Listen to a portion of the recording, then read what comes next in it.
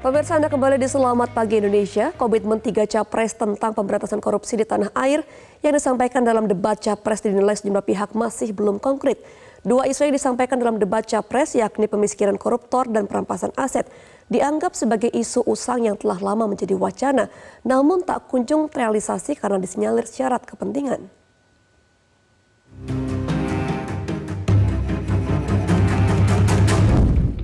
Sejumlah janji politik dan komitmen 3 calon presiden tentang pemberantasan korupsi ini menjadi sorotan publik di tengah masih anjloknya indeks persepsi korupsi di tanah air akibat maraknya praktek korupsi, terutama yang melibatkan pejabat negara.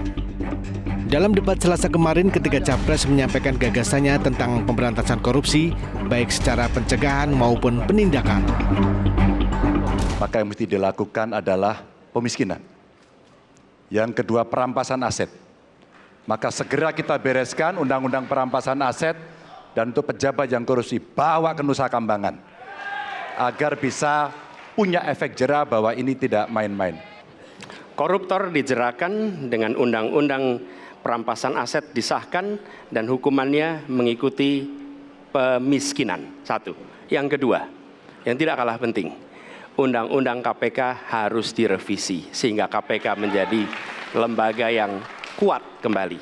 Kita harus perkuat KPK, kita harus perkuat juga kepolisian, kita harus perkuat juga kejaksaan, kita harus perkuat ombudsman, semua badan-badan yang bisa membantu untuk mitigasi korupsi harus kita perkuat. Ketua Sementara Komisi Pemberantasan Korupsi, Nawawi Pomulango menilai gagasan 3 calon capres yang mengklaim akan menguatkan lembaga anti rasuah belum konkret karena tidak menyertakan cara. Nawawi menyesalkan ketiga capres hanya memberikan jawaban normatif soal penguatan KPK. Soal gagasan pemiskinan dan perampasan aset koruptor yang disampaikan Ganjar Pranowo dan Anies Baswedan, KPK berharap Presiden terpilih bisa mengesahkan rancangan undang-undang perampasan aset yang draftnya sudah lama di tangan DPR. KPK meyakini RUU perampasan aset bakal menjadi amunisi tambahan dalam upaya pemberantasan korupsi di Indonesia. Pemberian efek jera pun diyakini bakal lebih maksimal karena bisa memiskinkan koruptor. Indonesia Corruption Watch mengkritisi komitmen dan gagasan ketiga capres soal pemberantasan korupsi di Indonesia. Peneliti ICW Kurnia Ramadana bahkan menyebut gagasan pemberantasan korupsi yang ditawarkan ketiga capres tergolong usang dan sangat normatif. 3 pasangan calon itu masih melempar gagasan yang sangat umum. Sementara kalau kita bicara tentang pemberantasan korupsi, kita harus mendetailkan bagaimana cara mereka merealisasikan. Saya ambil contoh, hampir semua pasangan calon bicara tentang undang-undang perampasan aset. Satu sisi, problem dari RUU perampasan aset ini adalah problem dari partai politik yang mengusung Prabowo, yang mengusung Anies Baswedan, dan yang mengusung Ganjar Pranowo. Di hari yang sama dengan pelaksanaan debat capres, Presiden Joko Widodo mengatakan harapannya agar rancangan undang-undang perampasan aset segera disahkan. Presiden bahkan menyebut DPR untuk tidak menghambat pembahasan RUU perampasan aset tersebut.